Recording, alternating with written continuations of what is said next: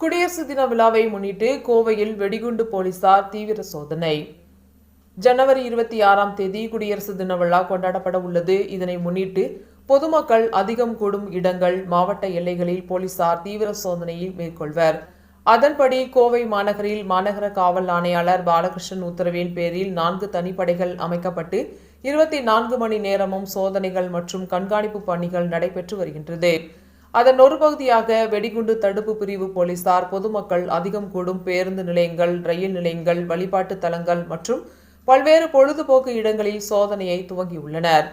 கோவை மாநகரில் ரயில் நிலையங்கள், காந்திபுரம் பேருந்து நிலையம், சிங்காநல்லூர் பேருந்து நிலையம், உக்கடம் பேருந்து நிலையம், பூ மார்க்கெட், ஸ்மார்ட் சிட்டி, குளக்கரைகள், மால்கள், திரையரங்குகள், பூங்காக்கள், மருத்துவமனைகள் உட்பட கோணியம்மன் கோவில், தண்டுமாரியம்மன் கோவில், மருதமலை முருகன் கோவில், கோட்டை ஈஸ்வரன் கோவில் உள்பட வழிபாட்டு தலங்கள் என பொதுமக்கள் அதிகம் கூடும் முக்கிய பகுதியில் மோப்ப நாய்கள் உதவியுடன் வெடிகுண்டு தடுப்பு பிரிவு போலீசார் சோதனை மேற்கொண்டு வருகின்றனர்.